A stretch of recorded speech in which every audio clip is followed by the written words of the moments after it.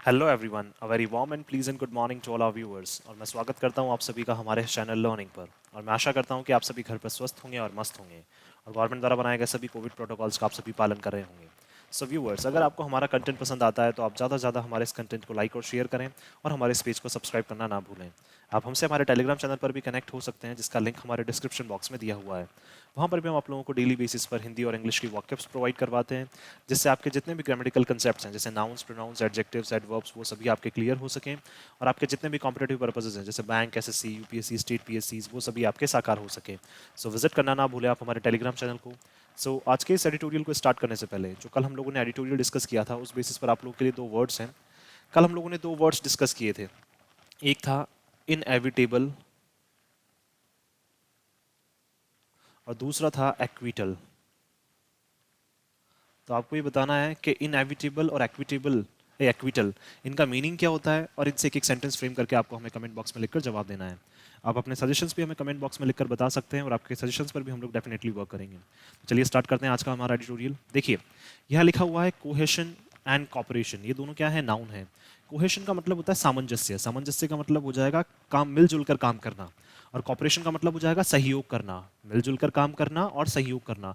ये दोनों क्या है? इंटरकनेक्टेड। हम बोल सकते हैं कि दोनों वर्ड्स क्या हैं? इंटरकनेक्टेड हैं। एक तो सामंजस्य, साथ में मिलकर काम करना, तो क्या हो जाएगा? कॉपरेट करना और सहयोग करना। तो कोहेशन का मतलब तो सामंजस्य और कॉपरेशन का मतलब सहयोग करना। अब देखिए, इसके कॉन्टेक्स्ट की अगर हम लोग बात करें तो ये बात करना चाह रहे हैं, बिम्स्टेक एक ग्रुप है। बिम्स्टेक कौन सा ग्रुप है? एक Bay of Bengal initiative for multi sectoral technical and economic cooperation. ये क्या है? 7 मेंबर्स का, साउथ साउथ एशियन, और सात कंट्रीज हैं इसमें, जिसमें साउथ एशियन कंट्रीज हैं और साउथ ईस्ट एशियन कंट्रीज हैं। अब वो 7 कंट्रीज कौन कौन सी है? बांग्लादेश, भूटान, इंडिया, म्यांमार, नेपाल, श्रीलंका और थाईलैंड। ये 7 कंट्रीज हैं, इनका एक ग्रुप है बिम्स्टेक। अब इसकी क्या हुई है? हाल ही में एक मीटिंग हुई है। अब तक क्या थी? ये मीटिंग्स जो थी सारी, ऐसे बहुत सारे ग्रुप्स हैं, जैसे सार्क भी है, साफ्टा भी है, बहुत सारे ऐसे ग्रुप्स हैं जिनकी मीटिंग क्या है? टाइम टू टाइम होती रहती थी। वो भी किस लिए? ताकि इनका जो इकोनॉमी है वो अच्छी हो सके, इनके रिलेशंस एक दूसरे के साथ अच्छे हो सकें। तो ये मीटिंग्स टाइम टू टाइम होती रहती थी, लेकिन कोविड की वजह से भी क्या है, ये मीटिंग्स बहुत ज़्यादा पोस्टपोन हो गई। और इसके अलावा भी क्या है, इनमें जो इंटरनल इशूज़ चल रहे थे, और बहुत सारी कंट्रीज़ में बायलैटरल इशूज़ चल रहे थे, बायलैटरल जो दिक्कत चल रही थी, द्विपक्षीय दिक्कतें चल रही थी। इस वजह से क्या है, इनके जो इशूज़ हैं या इनके जो रिलेशन है वो बहुत ज़्यादा क्या थे? अफेक्टेड थे। और ये जो ग्रुप हैं वो क्या कभी भी मिल नहीं पा रहे थे, एक ही प्लेटफॉर्म पे नहीं मिल पा रहे थे। बट बहुत लंबे टाइम के बाद क्या है, बिम्स्टेक की मीटिंग हुई है और वहाँ पे बहुत सारी चीज़ें हैं जो डिसाइड हुई है कि किस तरह से हमें क्या करना है, ट्रेड करना है, किस तरह से अपनी इकोनॉमी को क्या करना है, हमें बनाए रखना है। तो चलिए स्टार्ट करते हैं हम लोग आज का हमारा ये एडिटोरियल। देखिए, इंडिया मस्ट, मस्ट का मतलब चाहिए ही चाहिए, कंपल्शन। एसुएज, एसुएज का मतलब शांत करना। एप्रीहेंशन का मतलब क्या है? जो विचारधारा है, सोच जो है। तो इंडिया को शांत करना चाहिए उन विचारधाराओं को। और विचारधाराएं भी कौन सी? Of power imbalances. किसके लिए? जो पावर में क्या बना हुआ है? असंतुलन बना हुआ है, उससे रिलेटेड जो विचारधारा है उसको इंडिया को क्या करना चाहिए? शांत करना चाहिए। अब देखिए, पावर इम्बैलेंस किसके बीच में हो रहा है? Among members of BIMSTEC. BIMSTEC में अभी हम लोगों ने देख लिया 7 मेंबर्स हैं। तो देखिए, अगर यहाँ पे 2 मेंबर्स होते तो यहाँ पे हम लोग यूज कर लेते बिटवीन, लेकिन 2 से ज्यादा मेंबर्स हैं। कितने मेंबर्स हैं? 7, इसलिए हमने यूज किया एमंग। एमंग का मतलब बीच में। तो बिम्स्टेक के जो मेंबर्स हैं उनके बीच में क्या है? पावर का जो असंतुलन बना हुआ है, शक्तियों का जो असंतुलन बना हुआ है, और उससे रिलेटेड जो सोच है, उससे रिलेटेड जो विचारधारा है, उसको इंडिया को क्या करना चाहिए? शांत करना चाहिए। दैट मीन्स इंडिया को इनमें लीड करना चाहिए, इंडिया को आगे बढ़ चढ़कर आना चाहिए। The adoption of the charter. अब देखिए, चार्टर क्या होता है? एक बोल सकते हैं हम ऑफिशियल एग्रीमेंट होता है, एक ऑफिशियल समझौता होता है, जहां पे हर एक कंट्री क्या है? अपने आप को अथॉरिटी देती है, अपने आप को पावर दे देती है कि हम अपने अकॉर्डिंग काम करेंगे। तो क्या कर लिया सभी ने? उस चार्टर को क्या कर लिया? उस ऑफिशियल एग्रीमेंट को अडॉप्ट कर लिया कि हाँ, हम अपने अकॉर्डिंग काम करेंगे और हम सभी कंट्रीज के साथ क्या करेंगे? मिलकर काम करेंगे। तो सभी ने अडॉप्ट कर लिया। अडॉप्ट का मतलब अपना लिया उस चार्टर को। कब? At the 5th Bay of Bengal initiative for multi sectoral technical and economic cooperation. ये क्या है? बिम्स्टेक। बिम्स्टेक की फुल फॉर्म है ये, Bay of Bengal initiative for multi sectoral technical and economic cooperation. तो देखिए, 5वीं जो मीटिंग हुई है बिम्स्टेक की, उस टाइम पे क्या कर लिया इन्होंने? अडॉप्ट कर लिया, अपना लिया किसको? उस चार्टर को, उस ऑफिशियल एग्रीमेंट को। और कौन सी? उस समिट में। उस समिट का मतलब उस मीटिंग में, उस सम्मेलन में। प्रोमिसेस टू, और उसमें क्या किया इन्होंने? वादा किया। टू री एनर्जाइज, के क्या करेंगे? ये पुनर्जीवित करेंगे, पुनर्ऊर्जित करेंगे। दैट मीन्स फिर से क्या करेंगे? एनर्जाइज करेंगे उसको। तो क्या आ गया? 2+V1 infinitive. The 25-year-old grouping, कितने साल हो गए लगभग इस ग्रुप को चलते हुए? 25 साल हो गए। तो इस 25 साल का जो ग्रुप है, इसमें क्या थी, इनमें जो दिक्कतें आ रही थी उसको फिर से क्या करेंगे, ये खत्म करेंगे और इस ग्रुप को क्या करेंगे, 25 साल से चला आ रहा है इसको फिर से री एनर्जाइज करेंगे, पुनर्जीवित करेंगे at a time of growing global uncertainties. और वो भी किस टाइम पे, जब क्या बढ़ती जा रही हैं, वर्ल्ड लेवल पे क्या बढ़ती जा रही हैं, अनिश्चितताएं बढ़ती जा रही हैं। अनसर्टेनिटीज नाउन हो जाएगा, ग्लोबल हमारा एडजेक्टिव हो जाएगा। तो क्या है, जब वर्ल्ड लेवल पे क्या बोल सकते हैं हम लोग, संसार में क्या बढ़ती जा रही हैं, अनिश्चितताएं बढ़ती जा रही हैं, उस टाइम पे क्या करना चाह रहे हैं, ये इस ग्रुप को वापस से री एनर्जाइज करना चाह रहे हैं। The charter is expected to help, और जो चार्टर है, जो एक ऑफिशियल एग्रीमेंट है, वो क्या है, ऐसा लगता है कि वो क्या करेगा, हेल्प करेगा, एक्सपेक्टेड टू हेल्प क्या करेगा, देखिए 2+V1 आ गया, अगेन क्या हो गया, इन्फिनेटिव हो गया। तो क्या करेगा, हमें ऐसा लगता है कि जो चार्टर है, जो ऑफिशियल एग्रीमेंट है, जहाँ पे क्या है, हर एक कंट्री को पावर दे दी गई है, तो वो क्या करेगा, हेल्प करेगा, सहयोग करेगा। टू इम्पार्ट, अब देखिए टू हेल्प इम्पार्ट, इम्पार्ट का मतलब बांटना, क्या करेगा, बांटने में या फिर देने में। A more connected vision, that means क्या करेगा, ये चार्टन प्रदान करेगा, इम्पार्ट करेगा मतलब प्रदान करेगा, एक क्या है, ज्यादा क्या है, जुड़ा हुआ जो विजन है, जुड़ा हुआ विजन का मतलब एक जो सोच है जिसमें क्या है, सभी कंट्रीज एक दूसरे के साथ मिलकर काम कर रही हैं। तो एक कनेक्टेड विजन जो है, जो कनेक्टेड एक सोच है, उसको क्या करेगा, ये चार्टर क्या करेगा, उसको प्रदान करने में हेल्प करेगा। तो विजन क्या हो जाएगा, noun, connected, adjective. To the 7 member organisation, किसको, बिम्स्टेक को। बिम्स्टेक कितने मेंबर्स का ऑर्गेनाइजेशन है, 7 मेंबर का। तो ये 7 मेंबर का जो ग्रुप है, उसको क्या करेगा, ये चार्टर हेल्प करेगा कि ये क्या है, एक दूसरे से सभी कंट्रीज क्या कर सकें, जुड़ सकें। The charter and India's decision, अब देखिए जो चार्टर है और इंडिया ने जो निर्णय लिया है, टू लीड, देखिए अगेन 2+V1 इन्फिनेटिव क्या हो जाएगा, लीड करने का, आगे नेतृत्व करने का। द सिक्योरिटी पिलर, और इंडिया ने क्या नेतृत्व या फिर क्या लीड करने का निर्णय लिया है कि हम क्या बन के निकलेंगे, एक सुरक्षा का पिलर बन के निकलेंगे। पिलर का मतलब देखिए, जैसे अगर मान लीजिए एक पिलर रास्ते में खड़ा हो जाए तो वहां से क्या कोई भी नहीं निकल सकता। तो दैट मीन्स ये बात करना चाह रहे हैं यहाँ पे कि हम सिक्योरिटी पिलर बन के खड़े हो जाएंगे और आपको क्या करेंगे, हमेशा आपको सेफ रखेंगे, आपको हमेशा हर मुसीबत से क्या करेंगे, हम लोग बचाएंगे। तो इंडिया ने क्या किया, इंडिया ने सोचा है कि हम लोग नेतृत्व करेंगे किस, और क्या बन जाएंगे, हम एक सिक्योरिटी पिलर बन जाएंगे। तो पिलर क्या हो जाएगा, नाउन, सिक्योरिटी क्या हो जाएगा, हमारा एडजेक्टिव। पिलर का मतलब होता है खंबा, दैट मीन्स एक ऐसा, अगर हम लोग खंबा रास्ते में खड़ा कर दें तो क्या है, कोई भी वहां से निकल नहीं सकता है। तो इसलिए बताना चाह रहे हैं कि हम क्या है, सुरक्षा का एक खंबा, सुरक्षा का एक पिलर बन के आपके सामने खड़े हो जाएंगे, आपके सामने मतलब आपके लिए खड़े हो जाएंगे। और कोई भी कंट्री जो है, अगर वो आप पे अटैक करना चाहती है या आपके साथ क्या है, कुछ भी करने की कोशिश करती है गलत, तो हम आपके सामने खड़े रहेंगे, आपकी सुरक्षा के लिए हम लोग हमेशा खड़े रहेंगे। Out of the 7 designated pillars, देखिए 7 जो डेजिग्नेटेड पिलर्स हैं, 7 डेजिग्नेटेड पिलर्स का मतलब 7 कंट्रीज की ये बात कर रहे हैं। तो पिलर्स अगेन नाउन हो जाएगा, डेजिग्नेटेड, एडजेक्टिव। डेजिग्नेटेड का मतलब जो बताई गई हैं 7 कंट्रीज में, कौन सी 7 कंट्रीज, जो अभी हम लोगों ने डिस्कस किया है बिम्स्टेक में। Of the revived BIMSTEC, revived का मतलब जिसको पुनर्जीवित किया है, ऐसा बिम्स्टेक जो क्या है, ऑलमोस्ट ऐसा लग रहा था, क्योंकि इनकी कुछ टाइम से मीटिंग नहीं हो रही थी, कोई इनका क्या है, डिस्कशन नहीं हो रहा था, तो ऐसा लग रहा था कि बिम्स्टेक क्या है, ऑलमोस्ट खत्म हो चुका है। लेकिन क्या है, बिम्स्टेक की फिर से मीटिंग हुई है और इंडिया ने क्या निर्णय लिया है कि हम आपका सिक्योरिटी पिलर बन के खड़ा हो जाएंगे आपके सामने, हम लोग आपका क्या बनेंगे, एक सिक्योरिटी पिलर बनेंगे। Has given India's regional aspiration, और इसी वजह से क्या है, जो इंडिया की क्या है, क्षेत्रीय जो आशाएं हैं, अ न्यू ओरिएंटेशन, उसको क्या मिली है, एक नई दिशा मिली है। अवे फ्रॉम द स्टेलमेटेड, और वो भी देखिए, वो नई दिशा भी कौन सी, जो दूर है, किससे, स्टेलमेटेड सार्क। सार्क भी क्या है, एक ग्रुप है, South Asian Association of Regional Cooperation. SAARC भी क्या है, एक ग्रुप है जो क्या है, स्टेलमेटेड। स्टेलमेटेड का मतलब जो अभी क्या है, बहुत टाइम से बंद पड़ा है, एक ऐसा ग्रुप है जिसमें कोई डिस्कशन नहीं है, कोई मीटिंग नहीं हो रही है, तो वो ग्रुप क्या है, स्टेलमेटेड है। स्टेलमेटेड का मतलब जो बंद पड़ा है अभी। तो एक ऐसा, अब देखिए बिम्स्टेक एक ऐसा ग्रुप बनना चाहता है जो सार्क से तो काफी अलग हो, that has been unable to meet, और सार्क ऐसा ग्रुप है जो क्या है, अयोग्य है, ये मिल नहीं पा रहे हैं। 2+V1 अगेन इन्फिनेटिव आ गया कि ये मिल नहीं पा रहे हैं since November 2014। That means SAARC की जो मीटिंग है, सार्क में भी क्या है, इंडिया और पाकिस्तान इन्वॉल्व हैं, इसी वजह से क्या है, सार्क की भी जो 2014 से, नवंबर 2014 से कोई भी मीटिंग नहीं हुई है। क्यों, क्योंकि इंडिया और पाकिस्तान के बीच में कोई ना कोई दिक्कतें चलती रहती है। लास्ट जो सार्क मीटिंग है वो पाकिस्तान में होने वाली थी, लेकिन क्या है, इंडिया और पाकिस्तान के रिलेशंस अच्छे नहीं थे, और जो पुलवामा अटैक हुआ था उसकी वजह से इंडिया ने भी मना कर दिया था कि हम पाकिस्तान में वहां पे जाके सार्क मीटिंग नहीं करेंगे। तो स्टेलमेटेड का मतलब ऐसा बोल सकते हैं हम लोग, एक ऐसी सिचुएशन जहां का जिसका कोई एग्जिट ना हो, दैट मीन्स बोल सकते हैं स्थिर जो हो गई हो, और क्या है, आगे जिसमें कोई भी प्रोग्रेस नहीं हो रही हो, गति जिसे बोल सकते हैं हम लोग, जिसकी गति रुक गई हो, जिसकी हम बोल सकते हैं स्पीड रुक गई हो। द न्यू अपॉर्चुनिटी, जो नए अवसर हैं, इज ऑल्सो अकम्पनीड, वो भी क्या है उनके accompanied by its own set of problems. अब देखिए नए अवसर भी अगर आ रहे हैं तो उसके साथ साथ क्या आएंगी, कुछ प्रॉब्लम्स, कुछ समस्याएं भी आएंगी। तो ये बात करना चाह रहे हैं यहाँ पे अकम्पनी का मतलब साथ साथ, अगर आपके पास नए अवसर आपको मिल रहे हैं तो कुछ समस्याएं भी आपको फेस करनी पड़ेंगी।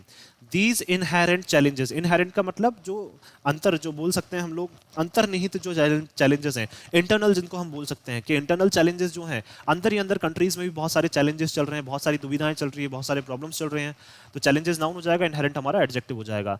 तो क्या है, बहुत सारी एक ऐसी प्रॉब्लम्स भी हैं जो इंटरनल चल रही हैं, वर रिफ्लेक्टेड, वो भी क्या होती हैं, रिफ्लेक्ट होती हैं, सामने आती हैं, in the time taken to finalise the charter. That means जब इस चार्टर को फाइनलाइज किया गया, टाइम टेक देखिए 2+V1 आगे अगेन इन्फिनेटिव, तो जब इस चार्टर को फाइनलाइज किया गया उस टाइम पे बहुत सारी ऐसी प्रॉब्लम्स हैं जो सामने आई, और ऐसा लग रहा था कि देखिए कितनी इंटरनल प्रॉब्लम्स जो हैं वो कंट्रीज फेस कर रही हैं, हर एक कंट्री फेस कर रही हैं। One of the key factors was the Rohingya crisis. अब देखिए हमें भी पता है, हम लोगों ने भी सुना था कि जो सबसे मेन फैक्टर था, और जब ये चार्टर को डिसाइड कर रहे थे उस टाइम पे भी एक क्राइसिस के बारे में बहुत ज़्यादा डिस्कशन हुआ। कौन सा crisis? Rohingya crisis. That has weakened bilateral Bangladesh Myanmar ties, जिसने क्या कर दिया था, कमज़ोर कर दिया था किसको? बायलैटरल, द्विपक्षीय जो समझौता था, द्विपक्षीय जो रिलेशन है किसके बीच में? बांग्लादेश और म्यांमार के बीच में, उनको क्या कर दिया था? कमज़ोर कर दिया था। हैज़ वीकन्ड, ये देखिए प्रेजेंट परफेक्ट टेंस है हमारा, has plus V3 with Dhaka, किसके साथ? बांग्लादेश और म्यांमार के जो टाइज हैं, ठीक है। रोहिंग्या कहाँ पे? म्यांमार में क्या है, एक ये बोल सकते हैं हम लोग एक कम्युनिटी है जिनको क्या कर दिया गया था, वहाँ से जो आर्मी है, जो वहाँ की आर्म्ड फोर्सेज, उन्होंने वहाँ से बाहर धकेल दिया था। और ये क्या है, बाहर जैसे इंडिया में भी इन्होंने शरण ली थी और बांग्लादेश में भी इन्होंने शरण ली थी। तो क्या है, जो बांग्लादेश और म्यांमार के जो टाइज हैं अब क्या है, वो थोड़े से कमजोर हो चुके हैं। क्यों? क्योंकि ढाका क्या कर रहा है, सीकिंग फुल रिपैट्रिएशन। रिपैट्रिएशन का मतलब हो जाएगा पूरी तरह से उनको वापस दोबारा भेजना चाह रहा है। रिपैट्रिएशन का मतलब अपनी वापस दोबारा अपनी ही कंट्री में भेजना। क्यों? क्योंकि ढाका क्या चाहता है कि जो रेफ्यूजीज जो आए थे, कौन से? रोहिंग्या, उनको वापस फिर से भेज दिया जाए। रिपैट्रिएशन ऑफ द रेफ्यूजीज, जो शरणार्थी जो आए थे उनको वापस से क्या, उनकी कंट्री में भेज दिया जाए। एंड नेपिटो, नेपिटो क्या है, म्यांमार की कैपिटल है। डिसइंक्लाइन, डिसइंक्लाइन का मतलब ये भी क्या है, अनिच्छुक है, ये भी काम नहीं करना चाहते हैं, ये भी इच्छा क्या है, इन्होंने नहीं जताई है अपनी।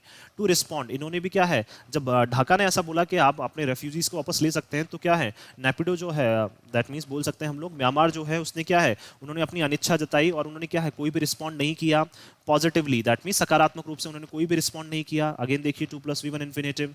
टू इंटरनेशनल प्लीज, और देखिए अंतरराष्ट्रीय लेवल पे भी जब इनसे रिक्वेस्ट की गई तो भी उन्होंने क्या किया, कोई भी उस पर जवाब नहीं दिया। अनलाइक सार्क, अगर सार्क की तरह हम लोग बात करें, which is burden by India Pakistan hostilities. देखिए सार्क में क्या है, सबसे ज्यादा जो बर्डन है, सबसे ज्यादा जो दुविधा है वो किसकी है? इंडिया और पाकिस्तान के बीच में जो शत्रुता चल रही है उस वजह से क्या है, सार्क की मीटिंग तो हो ही नहीं पा रही है। BIMSTEC is relatively free of sharp bilateral disagreements. BIMSTEC जो है वो अगर हम बात करें कंपैरेटिवली, रिलेटिवली क्या हो जाएगा हमारा यहाँ पे एडवर्ब, कि कंपैरेटिवली अगर हम लोग बात करें तो वो क्या है, फ्री है। किससे?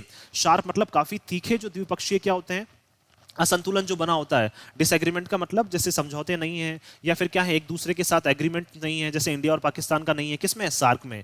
तो बिम्स्टेक क्या है, इन सब चीज़ों से फ्री है कि इंडिया, देखिए बिम्स्टेक में क्या है, कोई भी ऐसी दो कंट्रीज नहीं है जिनके बीच में ज़्यादा दिक्कतें चल रही हों। And promises to provide India with a cooperative sphere of its own. और क्या करती है देखिए, और ये क्या है, बिम्स्टेक खुद से प्रॉमिस करता है। बिम्स्टेक क्या करता है, एक ग्रुप है जो प्रॉमिस करता है कि वो इंडिया को क्या करेगा, प्रोवाइड करेगा। 2+V1 आगे अगेन इन्फिनेटिव, प्रोवाइड करेगा, प्रदान करेगा इंडिया को क्या, अ cooperative sphere of its own. That means India क्या करेगा, खुद से तो कॉपरेशन करेगा ही। स्फीयर का मतलब एक गोला, स्फीयर का मतलब क्या हो जाएगा, गोला। जहां पे जैसे इंडिया है वो खुद से तो कॉपरेट करेगा ही, और बाकी कंट्रीज के साथ भी क्या करेगा, इंडिया कॉपरेट करेगा। किसमें? बिम्स्टेक में। तो इसलिए बोलना चाह रहे हैं कि यहाँ पे क्या है, कोई भी दो कंट्रीज के बीच में दिक्कतें ज्यादा नहीं है, जैसा कि सार्क में है। Given the complexity of domestic and geopolitical factors. अब देखिए अगर बात करें जो दुविधाएं फेस कर रहे हैं हम लोग, डोमेस्टिक का मतलब जो घरेलू जो प्रॉब्लम्स हम लोग जो फेस कर रहे हैं, इंटरनल प्रॉब्लम्स जो हम लोग फेस कर रहे हैं इंडिया में। And geopolitical factors, geopolitical factors का मतलब जहां पे राजनीति इन्वॉल्व है, भू राजनीतिक फैक्टर हम लोग बोल सकते हैं, कि जहाँ पे भी क्या हो जाता है, राजनीति इन्वॉल्व हो जाती है। जियोग्राफी बोल सकते हैं हम लोग, पॉलिटिक्स इन्वॉल्व हो जाती है किसमें, जियोग्राफी में। जियोग्राफी का मतलब ये बात करना चाह रहे हैं भू राजनीति, दैट मीन्स भूमि के बल पर या फिर अपने देश में क्या करना, राजनीति करना। तो क्या है, उस राजनीति के बेसिस पे क्या है, रिलेशंस को क्या करते हैं आप, अफेक्ट करते हैं। तो ऐसी क्या है, बहुत सारी दिक्कतें हैं जो इंटरनल भी चल रही हैं, डोमेस्टिक का मतलब घरेलू जो दिक्कतें चल रही हैं, और क्या है, भू राजनीति से रिलेटेड भी, राजनीति से रिलेटेड भी क्या है, बहुत सारी दिक्कतें चल रही हैं। This sphere will require sustained bilateral and group level discussion. तो जो स्फीयर है, स्फीयर का मतलब ये जो बिम्स्टेक पूरा ग्रुप है, इसकी ये बात करना चाह रहे हैं, इनको जरूरत होगी सस्टेन का मतलब बनाए रखने की, क्या बनाए रखने की, या फिर सस्टेन का मतलब बोल सकते हैं हम रेगुलर, इनको क्या जरूरत पड़ेगी, बायलैटरल द्विपक्षीय और group level discussion. That means इनके क्या होने चाहिए, बायलैटरल 1-to-1 डिस्कशन भी इनके होनी चाहिए, और ग्रुप लेवल पे भी क्या होने चाहिए, इनके डिस्कशन टाइम टू टाइम होने चाहिए, ताकि इन दिक्कतों को दूर किया जा सके। और वो डिस्कशंस भी क्यों, टू प्रिवेंट, अगेन देखिए 2+V1 बचने के लिए प्रॉब्लम्स। देखिए प्रॉब्लम्स कौन सी, जो दुविधाएं हम लोग फेस कर रहे थे, सच एज रोहिंग्या क्राइसिस। देखिए क्या बात करना चाह रहे हैं कि जिस तरह से रोहिंग्या क्राइसिस हम लोगों ने फेस किया, उसी तरह की दुविधाओं को बचने के लिए क्या होना चाहिए, बायलैटरल मीटिंग्स भी होनी चाहिए और ग्रुप लेवल पे भी टाइम टू टाइम मीटिंग होनी चाहिए। फ्रॉम बिकमिंग इम्पेडिमेंट्स, इम्पेडिमेंट्स का मतलब क्या है, एक ब्रेकर बन जाना, या फिर बोल सकते हैं उसको रुकावट पैदा कर देना, ताकि क्या है, ये रुकावट ना बन जाए इस तरह के crisis, to the smooth delivery of economic and security outcomes. कब, जब स्मूथ डिलीवरी, स्मूथ डिलीवरी का मतलब जब सारी चीजें क्या है बिल्कुल आसानी से चलती जाएं, और वो चीजें कौन कौन सी, इकोनॉमिक चीजें, इकोनॉमिक का मतलब जब सभी की इकोनॉमी क्या है अच्छे से चलती जाए, और क्या है सिक्योरिटी आउटकम, सिक्योरिटी का मतलब सुरक्षा से रिलेटेड जो इनके रिजल्ट जो निकल रहे हैं, समझौते जो हो रहे हैं, वो भी आसानी से चलते जाएं। अगर देखिए ये समझौते अच्छे से नहीं चलेंगे, किस वजह से, अगर ये रोहिंग्या जैसे क्राइसिस जो है अगर वो चलते रहेंगे, और क्या है इनकी टाइम टू टाइम मीटिंग नहीं होंगी, तो इस तरह के क्या है दिक्कतें और भी ज्यादा सामने देखने को मिलेंगी। India too will have to ensure, India को भी क्या करना पड़ेगा, सुनिश्चित करना पड़ेगा, इक्वली सस्टेन पॉलिटिकल एंगेजमेंट, कि इंडिया भी क्या करे, रेगुलर बनाए रखे, सस्टेन का मतलब रेगुलर टाइम टू टाइम क्या करता रखे, बनाए रखे, क्या बनाए रखे, पॉलिटिकल एंगेजमेंट। दैट मींस राजनीतिक क्या है, इंडिया की भी मीटिंग टाइम टू टाइम होती रहनी चाहिए, किनके साथ, जो बिम्स्टेक के मेंबर्स हैं उनके साथ राजनीतिक जो मीटिंग है वो टाइम टू टाइम होती रहनी चाहिए। इक्वली देखिए यहाँ पे ये क्या हो जाएगा हमारा adverb, with partners such as Nepal, Sri Lanka and Bangladesh. देखिए ये बात करना चाह रहे हैं कि राजनीतिक लेवल पे भी जो मीटिंग है, कौन कौन से पार्टनर्स के साथ, नेपाल, श्रीलंका और बांग्लादेश, इन पार्टनर्स के साथ तो क्या है टाइम टू टाइम इंडिया की मीटिंग होती रहनी चाहिए। टू प्रिवेंट, बचाने के लिए, 2+V1 again infinitive, any domestic political spill over. देखिए डोमेस्टिक का मतलब ताकि क्या है कोई भी घरेलू जो है और राजनीतिक क्या हो जाए, स्पिल ओवर का मतलब कोई भी एक ऐसी दिक्कत जो कहाँ पे हो रही है, आपकी कंट्री में हो रही है, लेकिन उससे सभी कंट्रीज अफेक्ट हो जाएं। जैसे रोहिंग्या वाला इशू था, रोहिंग्या में क्या है, देखिए रोहिंग्या कहाँ पे हो रहा था, म्यांमार, लेकिन म्यांमार से क्या है ये इशू कहाँ फैल गया, पूरे कंट्री में, आप बोल सकते हैं हम लोग कंट्री में भी फैल गया म्यांमार में, और उससे क्या है जो आसपास की कंट्रीज हैं वो भी क्या हो गई, अफेक्ट हो गई। तो स्पिल ओवर का मतलब फैल जाना। तो दैट मीन्स ये बात करना चाह रहे हैं कि कोई भी ऐसा राजनीतिक जो दिक्कत है, राजनीतिक जो इशू है वो ऐसा ना हो जाए कि फैल जाए, और उससे क्या है सभी कंट्रीज जो है वो कहीं ना कहीं तो इफेक्ट होंगी ही होंगी। तो स्पिल ओवर नाउन हो जाएगा, पॉलिटिकल हमारा एडजेक्टिव हो जाएगा।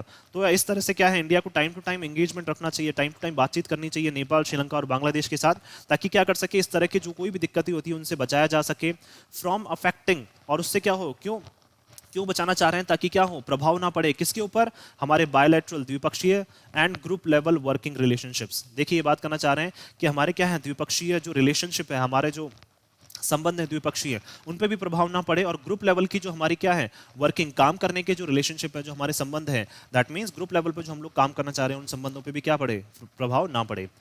With his call for a BIMSTEC free trade agreement, ये किसने बोला, इंडियन जो प्राइम मिनिस्टर है मिस्टर नरेंद्र मोदी, उन्होंने बोला है कि बिम्स्टेक में भी क्या होना चाहिए, फ्री ट्रेड एग्रीमेंट होना चाहिए, एफटीए, फ्री ट्रेड एग्रीमेंट होना चाहिए, किसमें, बिम्स्टेक में भी। Prime minister Narendra Modi has outline, तो प्राइम मिनिस्टर नरेंद्र मोदी ने क्या कर दिया, आउटलाइन कर दिया है, बता दिया है, इंडियाज विजन, कि इंडिया की सोच क्या है, इंडिया किस अकॉर्डिंग काम करना चाहता है, to bolster, again 2+V1, bolster का मतलब मजबूत करने के लिए, ट्रेड कनेक्टिविटी, ट्रेड का मतलब बिजनेस से रिलेटेड जो कनेक्टिविटी है, ताकि क्या है हमारे व्यापारिक जो समझौते हैं, व्यापारिक जो संबंध है वो और मजबूत हो सकें, इन द ग्रुपिंग, किसमें, इस ग्रुप में। दैट मींस बिम्स्टेक में क्या है, इंडिया ने अभी प्रपोजल दिया है कि फ्री ट्रेड एग्रीमेंट होना चाहिए, और इंडिया ने क्या बता दिया, अपना विजन बता दिया है कि भाई हम लोग क्या है सभी के अच्छे के लिए काम करना चाह रहे हैं, ताकि हमारी जो ट्रेड कनेक्टिविटी है वो बढ़ सके। An FTA spanning the maritime resource rich members such as Myanmar and Sri Lanka. FTA में देखिए स्पैनिंग का मतलब जो जो मेंबर्स कवर अप हो रहे हैं, कौन कौन से, मैरीटाइम का मतलब समुद्री, रिसोर्स रिच का मतलब जिसमें क्या है समुद्र में जिनके पास बहुत ज्यादा रिसोर्सेज अवेलेबल हैं, कौन कौन से मेंबर्स हैं ऐसे, म्यांमार और श्रीलंका, इनके पास क्या है समुद्र में बहुत ज्यादा रिसोर्सेज का मतलब संसाधन इनके पास उपलब्ध हैं, जिससे सभी कंट्रीज को फायदा हो सकता है, इंडिया को भी और बाकी जो कंट्रीज हैं उनको भी फायदा हो सकता है। तो एफटीए में क्या चाहेंगे ये कि ये जो ग्रुप्स हैं, ये जो दो कंट्रीज हैं म्यांमार और श्रीलंका, ये भी इन्वॉल्व रहें, could bring dramatic gains for all members। और क्या है अगर ये रिसोर्स रिच मेंबर्स जो है म्यांमार और श्रीलंका, इनके बीच में भी क्या है बिम्स्टेक में क्या है, अगर एफटीए होने लग जाता है, फ्री ट्रेड एग्रीमेंट होने लग जाता है, तो इससे क्या है बहुत ज्यादा जो परिवर्तन या फिर बहुत ज्यादा लाभ देखने को मिलेगा, किसके लिए, सभी मेंबर्स के लिए। ड्रामेटिक का मतलब नाटकीय, एक तो बोल सकते हैं नाटकीय का मतलब एकदम से सडन चेंजेस आपको देखने को मिलेंगे, सडन लाभ आपको एकदम से देखने को मिलेगा। किसमें? सभी मेंबर्स के लिए, ना केवल म्यांमार और श्रीलंका के लिए, ना केवल इंडिया के लिए, सभी मेंबर्स के लिए, बिम्स्टेक के जितने भी मेंबर्स हैं उन सबके लिए। तो गेंस नाउन हो जाएगा, ड्रामेटिक हमारा एडजेक्टिव हो जाएगा। A coastal shipping ecosystem, coastal का मतलब तटीय, शिपिंग का मतलब शिप्स के थ्रू, इकोसिस्टम का मतलब क्या होता है? एक पूरा सिस्टम, एक बोल सकते हैं हम लोग जहाँ पे सारी चीज़ें मेंटेन की जाती है। तो ये बात करना चाह रहे हैं कि भाई जो कोस्टल शिपिंग है, दैट मीन्स कोस्ट पे क्या रहते हैं, जो शिप्स वगैरह तैनात रहते हैं, जैसे इंडियन कोस्ट ये है, ठीक है, और श्रीलंका का कोस्ट ये है, इनके बीच में भी क्या है, जो रिलेशंस चलते हैं, दैट मीन्स जो बोल सकते हैं कार्गोज, कार्गोज का मतलब बोल सकते हैं यहाँ पे हम जो इसके इनके थ्रू, शिप्स के थ्रू क्या भेजे जाते हैं, जो सामान भेजे जाते हैं, इंपोर्ट और एक्सपोर्ट किए जाते हैं, उनकी ये बात करना चाह रहे हैं कि इस इकोसिस्टम को भी क्या रखना पड़ेगा, हमें मजबूत बनाना पड़ेगा। And an interconnected electricity grid, that means देखिए इन्होंने बात की है एफटीए के बारे में, बात की है कोस्टल शिपिंग इकोसिस्टम के बारे में बात की है, और इंटरकनेक्टेड का मतलब एक दूसरे से जुड़ा हुआ, इलेक्ट्रिसिटी ग्रिड, ग्रिड का मतलब क्या हो जाएगा, अगेन वही connection, electricity connection, that means क्या है, इंडिया से इलेक्ट्रिसिटी कहाँ जाएगी, दूसरी कंट्रीज में, फिर दूसरे से तीसरे में जाएगी। तो ये भी क्या है, कनेक्शन की यहाँ पे बात की है इन्होंने, तीन चीजों की बात की है, एफटीए की, कोस्टल शिपिंग सिस्टम की, इकोसिस्टम की, और इलेक्ट्रिसिटी, जो बिजली से रिलेटेड जो क्या है कनेक्शन है, उनकी भी क्या की है इन्होंने, बात की है। In addition to the adopted master plan for transport connectivity, और इसके साथ साथ क्या किया है इन्होंने, एक और प्लान को अडॉप्ट किया है, अपनाया है, और वो प्लान क्या है, काफी मास्टर प्लान है। मास्टर प्लान का मतलब बहुत सोच समझ के जिस पे काम किया गया है, और वो प्लान कौन सा है, ट्रांसपोर्ट कनेक्टिविटी का। दैट मीन्स ट्रांसपोर्ट से रिलेटेड भी क्या है इन्होंने बात की है, उस कनेक्टिविटी को भी बनाए रखने के लिए। ट्रांसपोर्ट का मतलब जैसे बसेस वगैरह से आना जाना, और भी क्या है व्हीकल्स के थ्रू आना जाना, इस रिलेटेड भी क्या की है इन्होंने, बात की है। तो चार इशूज पे इन्होंने बात की है, FTA, coastal shipping ecosystem, electricity grid और ट्रांसपोर्ट कनेक्टिविटी। तो इसके लिए क्या बनाया था इन्होंने, मास्टर प्लान बनाया था। प्लान नाउन हो जाएगा, मास्टर हमारा एडजेक्टिव हो जाएगा। मास्टर का मतलब बहुत शानदार एक प्लान बनाया था। और इनमें क्या है, हैव द पोटेंशियल, इन सभी में क्या है, पोटेंशियल है to boost intra regional trade and economic ties. अगर देखिए ये चारों चीजें अच्छे से हो जाती हैं तो हम मान सकते हैं कि बिम्स्टेक में पोटेंशियल है, बूस्ट करने का मतलब बढ़ाने का, कि बहुत तेजी से क्या कर सकता है, बढ़ा सकता है। 2+V1 again infinitive. Intra regional, intra regional का मतलब हर एक क्षेत्रीय, हर एक क्षेत्र में क्या बढ़ा सकता है, ये ट्रेड बढ़ा सकता है। दैट मीन्स क्या है, जैसे क्षेत्र का मतलब बात करना चाह रहे हैं, जैसे मान लीजिए म्यांमार से इंडिया में, फिर नेपाल से इंडिया में, या नेपाल से म्यांमार में, तो ये क्या है, क्षेत्रीय जो ट्रेड्स हैं इनको क्या कर सकता है, बढ़ा सकता है। एंड इकोनॉमिक टाइज, और क्या है, इससे जो हमारी इकोनॉमीज हैं वो भी क्या होंगी, सभी की बहुत अच्छे तरीके से प्रभावित होंगी, और क्या होंगी, इकोनॉमीज भी सभी की बढ़ने लगेंगी। Having walked away from mega trade blocks, अब देखिए ये सब क्या है, दूर चले गए हैं। मेगा का मतलब जो बहुत बड़े बड़े जो बिजनेस से रिलेटेड जो ग्रुप हैं, जैसे कौन कौन से, such as China led RCEP, regional cooperation of economic partnership. देखिए ये क्या है, रीजनल कॉम्प्रिहेंसिव इकोनॉमिक पार्टनरशिप। तो ये क्या है, आरसीईपी जो है उसको कौन लीड करता है, चाइना। तो इस तरह के जो बड़े बड़े ग्रुप्स हैं, ब्लॉक्स का मतलब क्या हो जाएगा, ग्रुप समूह, तो ब्लॉक नाउन हो जाएगा, ट्रेड हमारा एडजेक्टिव हो जाएगा, और मेगा का मतलब बहुत बड़े बड़े। तो क्या है, ये सारी कंट्रीज बहुत बड़े बड़े जो ग्रुप्स हैं, जैसे कि कौन सा, चाइना ने जो लीड करता है RCEP, regional comprehensive economic partnership, इस ग्रुप से क्या है, ये सभी दूर चले गए हैं। न्यू दिल्लीज विलिंगनेस, तो न्यू दिल्ली की क्या है, इच्छा है, टू एक्सप्लोर, कि वो एक्सप्लोर करे, आगे बढ़े, किसको आगे बढ़ाए, एनएफटीए, फ्री ट्रेड एग्रीमेंट को, with in the framework, framework का मतलब एक ढांचे के अंदर, एक पूरा क्या हो, फ्रेमवर्क हो, कि इस अकॉर्डिंग हम लोग काम करेंगे, of a near home regional grouping. देखिए फ्री ट्रेड एग्रीमेंट भी ये किसके अकॉर्डिंग बात करना चाह रहे हैं, क्यों, क्योंकि इंडिया के तो क्या है, सभी नेबर्स हैं, तो ये सभी क्या है, इंडिया के नियर होम है। नियर होम का मतलब जो आसपास वाले जो रीजन्स हैं। रीजनल ग्रुपिंग, रीजनल ग्रुपिंग का मतलब जैसे मान लीजिए इंडिया में कोई रीजन है जो किसी दूसरी कंट्री के रीजन के साथ कनेक्ट होता है। जैसे मान लीजिए इंडिया का जो ईस्टर्न स्टेट है वो क्या है, म्यांमार की बोल सकते हैं हम लोग वेस्टर्न स्टेट से कनेक्ट होते हैं, तो क्या है, इन रीजन्स में भी क्या रखे, फ्री ट्रेड एग्रीमेंट रखे। दैट मीन्स क्या बात करना चाह रहे हैं कि रीजन्स जो हैं, क्षेत्र जो है उनमें क्या हो सके, नियर होम, दैट मीन्स पास पास क्या हो सके, इनमें कनेक्टिविटी बढ़ सके, और इनको क्या प्रोवाइड करा सकें, फ्री ट्रेड एग्रीमेंट, वहां पे इनके क्या हो सके, रिलेशंस बन सकें, किसमें, बिजनेसेस में।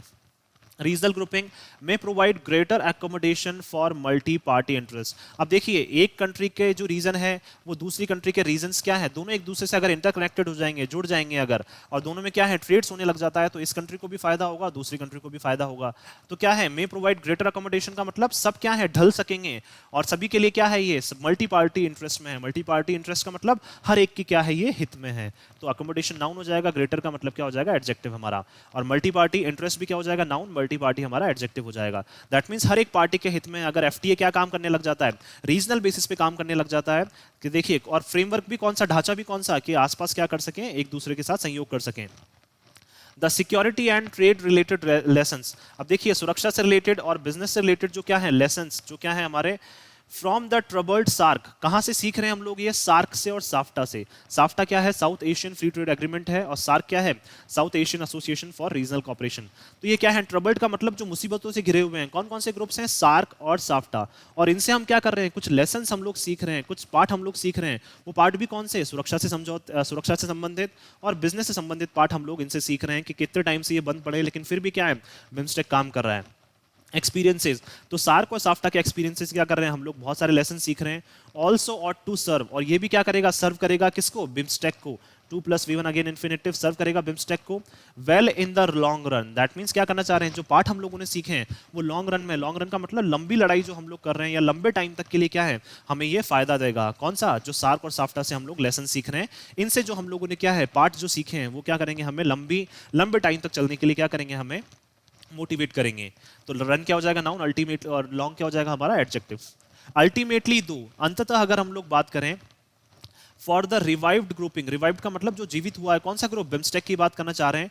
टू रियलाइज, के क्या करे? रियलाइज करे it's trade and economic potential, कि क्या करना चाह रहे हैं? ये बात करना चाह रहे हैं, बिम्स्टेक की बात करना चाह रहे हैं कि बिम्स्टेक रियलाइज करे कि उसमें कितना पोटेंशियल है, कितना दमखम है। कौन सा पोटेंशियल? बिजनेस से रिलेटेड और अपनी इकोनॉमी को फायदा पहुंचाने से रिलेटेड कितना दमखम है, किसमें? इस बिम्स्टेक में। तो ग्रुपिंग नाउन हो जाएगा, रिवाइव्ड हमारा एडजेक्टिव हो जाएगा, और उसी तरह से पोटेंशियल नाउन हो जाएगा, इकोनॉमिक और ट्रेड हमारा एडजेक्टिव हो जाएगा। India will have to take a leadership role, और इन सब में क्या है? इंडिया को लेना पड़ेगा क्या? नेतृत्व वाला रोल इंडिया को लेना पड़ेगा। रोल नाउन हो जाएगा, लीडरशिप एडजेक्टिव हो जाएगा। इन एसवेजिंग, एसवेजिंग का मतलब शांत करने में, एनी एप्रीहेंशंस, के कोई भी जो विचारधारा है, कोई भी जो टेंशन है, कोई भी जो क्या है सोच है, उसको इंडिया को शांत करना पड़ेगा, या कोई भी दिक्कतें आ रही हैं उसको इंडिया को शांत करना पड़ेगा एक लीडरशिप रोल में रह के। Among the smaller members of the intra group power imbalances, किसके बीच में? जो छोटे छोटे जो मेंबर्स हैं, एमंग का मतलब जो छोटे छोटे मेंबर्स हैं बिम्स्टेक में, of intra group power imbalance. Intra group का मतलब जैसे दो कंट्रीज के बीच में क्या है? बिम्स्टेक में क्या हो जाए? पावर, दैट मीन शक्तियों का क्या हो जाए? असंतुलन हो जाए। तो इंडिया को क्या करना पड़ेगा? इन सब चीजों को हैंडल करना पड़ेगा, और इन सब विचारधाराओं को क्या करना पड़ेगा? इंडिया को शांत करना पड़ेगा। एंड स्ट्राइव, और इंडिया को बढ़ते रहना पड़ेगा। टू फैसिलिटेट, फैसिलिटेट का मतलब सपोर्ट करना पड़ेगा इंडिया को, जोड़ देना पड़ेगा या सपोर्ट करना पड़ेगा उनको। ग्रेटर क्रॉस बॉर्डर कनेक्टिविटी, और किसके लिए सपोर्ट करना पड़ेगा इंडिया को? इंडिया को बताना पड़ेगा, इंडिया को आगे मूव करना पड़ेगा, और सभी को बोलना पड़ेगा कि हमारी जो क्रॉस बॉर्डर कनेक्टिविटी है उसको हम क्या करें? बढ़ाएं, और ज्यादा हम लोग क्या करें? उसको बढ़ाएं। 2+V1 आगे अगेन इन्फिनेटिव, फैसिलिटेट। फैसिलिटेट का मतलब और सपोर्ट करना और बढ़ाना। तो क्या है? इंडिया को भी क्रॉस बॉर्डर कनेक्टिविटी के लिए सभी कंट्रीज को क्या करना पड़ेगा? मोटिवेट करना पड़ेगा। And flow of investment by lowering barriers, और क्या करना पड़ेगा? हमें इन्वेस्टमेंट को बढ़ाना पड़ेगा। किससे बढ़ा कैसे सकते हैं हम लोग? बैरियर्स को कम करके, दिक्कतों को कम करके क्या कर सकते हैं हम लोग? जो हमारा इन्वेस्टमेंट है एक दूसरे की कंट्रीज में, वो हम लोग बढ़ा सकते हैं। तो बैरियर्स नाउन हो जाएगा, लोअरिंग एडजेक्टिव हो जाएगा। To the movement of people and goods, कैसे हम लोग इन्वेस्टमेंट को बढ़ा सकते हैं? जब लोग क्या है एक कंट्री से दूसरी कंट्री में जाएं, और हमारे क्या है इंपोर्ट एक्सपोर्ट भी बहुत ज्यादा बढ़ते जाएं, तो हमारा जो इन्वेस्टमेंट है वो ऑटोमेटिक बढ़ता जाएगा। लेकिन ये इन्वेस्टमेंट कब बढ़ेगा? जब दिक्कतें क्या होंगी दो कंट्रीज के बीच में या सभी कंट्रीज के बीच में कम होंगी, तभी क्या है ये इन्वेस्टमेंट बढ़ पाएगा। तो अगर हम लोग ओवरऑल समअप करें तो ये बात करना चाह रहे हैं कि बिम्स्टेक में क्या है? इंडिया को आगे बढ़ चढ़कर आना पड़ेगा, और इंडिया को अपना क्या है एक लीडरशिप वाला रोल जो है, एक नेतृत्वकर्ता वाला जो रोल है, वो इंडिया को अच्छे से निभाना पड़ेगा। क्यों? क्योंकि बहुत सारी कंट्रीज में क्या है बायलैटरल इश्यूज चल रहे हैं, और हो सकता है कि इनमें मल्टी ग्रुप लेवल पे भी क्या है इश्यूज चल रहे हों। तो उन इश्यूज को क्या करना पड़ेगा? इंडिया को शांत करना पड़ेगा, और इंडिया को बताना पड़ेगा। क्यों? क्योंकि कुछ कंट्रीज ऐसी हैं जिनके पास बहुत अच्छे अच्छे संसाधन हैं, जिनसे क्या है सभी कंट्रीज को बहुत फायदा हो सकता है। तो इंडिया को क्या करना पड़ेगा? जल्द से जल्द जो भी दिक्कतें चल रही हैं, चाहे वो बायलैटरल हो चाहे मल्टीलैटरल हो, तो इन इश्यूज को क्या करना पड़ेगा? उन दिक्कतों को जल्द से जल्द इंडिया को क्या करना पड़ेगा? खत्म करना पड़ेगा। और इंडिया को क्या करना पड़ेगा? इन सभी को लीड करना पड़ेगा, ताकि क्या जिससे इंडिया को भी फायदा हो, और जो बाकी कंट्रीज हैं उनकी इकोनॉमीज को भी क्या हो? फायदा हो। मैं आशा करता हूँ कि आप सभी को ये आर्टिकल है वो पसंद आया होगा। अगर आपको हमारा आर्टिकल पसंद आया तो आप ज़्यादा से ज़्यादा इसको लाइक और शेयर करें, और हमारे इस पेज को सब्सक्राइब करना ना भूलें। थैंक यू सो मच कि आपने इस वीडियो को अंत तक देखा। Thank you so much once again for your love and support.